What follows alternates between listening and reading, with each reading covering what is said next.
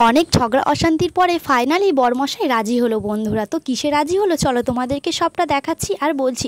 আজকে ইচ্ছে হয়েছে চিকেন বিরিয়ানি খাওয়ার, তো বরমশাই একদমই রাজি হয় না, কারণ চিকেন বিরিয়ানি খুব ঘন ঘনই খাওয়া হয়। তো সেই জন্য ও খুবই বকাবকি করছিল যে এত ঘন ঘন খাওয়া একদমই ভালো না। তো বললে কি আর হবে বন্ধুরা, আমি তো নাছোড় বান্দা, তো ওর হাতেই চিকেন বিরিয়ানি খাবো বলে আমি আবদার করেছি। তো ঠিক আছে, ও আমাকে বলেছে তোমাকে সব কিছু রেডি করে দিতে হবে, নইলে আমি একা একা একদমই করতে পারবো না। তো আমি সবটাই রেডি করে দিচ্ছি। দেখো ডিম আলুটা যেমন সিদ্ধ করে নিয়েছি। তো তারপরে এখানে পেঁয়াজটা কুচেছি, পেঁয়াজের বেরেস্তা করব বলে। আর জানো তো বাড়িতে রান্নার জন্য যে মাংসটা ছিল সেটাই আজকে বিরিয়ানিতে ব্যবহার করা হচ্ছে।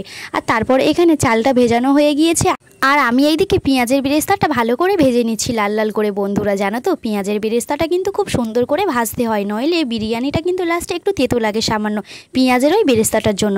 তো তারপরে বন্ধুরা দেখো সবটা দেখানো সম্ভব হয়নি। তো দেখো লাস্টে একদম বিরিয়ানি যখন রেডি করছে আমার বরমশাই, তো তখন আমি ভিডিওটা করেছি। তো দেখো কত সুন্দর করে আমার বরমশাই বিরিয়ানিটা রেডি করছে। প্রথমে একটু ঘি মাখিয়ে দিয়েছে, পেঁয়াজের বেরেস্তা দিয়েছে, তো মাংসটা দিয়ে দিচ্ছে। মাংসটা না এখানে ভেজে নেওয়া আছে, তো তারপরে আলাদা গ্রেভি করে মাংসটাকে সিদ্ধ করা হয়েছে বন্ধুরা।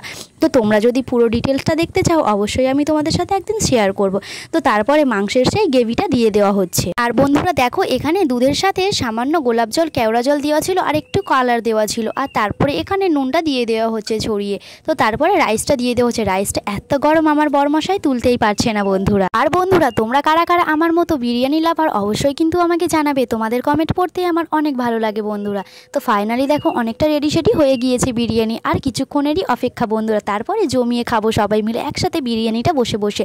আর বন্ধুরা তোমরা যারা যারা কিন্তু এখনও আমাকে সাবস্ক্রাইব করোনি অবশ্যই আমার চ্যানেলটা সাবস্ক্রাইব করবে বন্ধুরা। তোমাদের একটা সাবস্ক্রাইব আমাকে এগোতে অনেকটাই সাহায্য করবে। প্লিজ প্লিজ প্লিজ তোমরা কিন্তু প্লিজ সাবস্ক্রাইবটা করে দিও বন্ধুরা। একটা ভিডিও তৈরি করতে কিন্তু বন্ধুরা অনেকটাই কষ্ট হয়, আর সেই কষ্টটা কিছুই মনে হয় না তোমরা যদি একটা সাবস্ক্রাইব করো বন্ধুরা। তো দেখো এখানে তারপরে আমি ডিমগুলো সাজিয়ে দিচ্ছি। তো ডিমগুলো আমি এমনভাবে সাজিয়েছি না একদমই বাজে হয়েছে। তো তারপরে আমার বর আবার ঠিকঠাক করে ডিমটা সাজিয়ে দিল বন্ধুরা।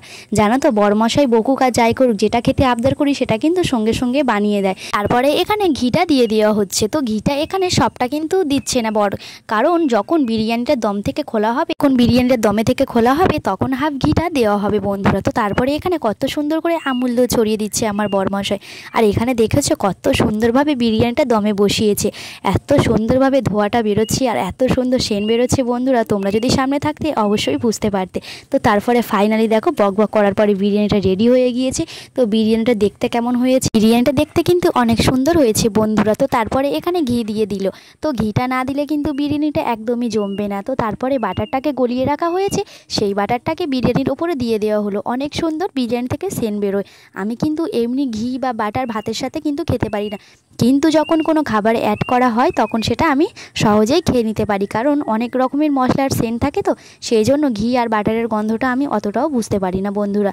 তো যাই হোক এখানে দেখো রাইসটা কত সুন্দর ঝরঝরে হয়েছে, একদম পারফেক্ট বিরিয়ানি। আর সত্যি আমার বর কিন্তু অনেক সুন্দর বিরিয়ানি বানায়। তো তারপরে আমি এখানে খেয়ে টেস্ট করে বলছি হ্যাঁ অনেক সুন্দর হয়েছে। আর ভিডিওটা ভালো লাগলে অবশ্যই কিন্তু সাবস্ক্রাইব করো বন্ধুরা। Tata bye bye.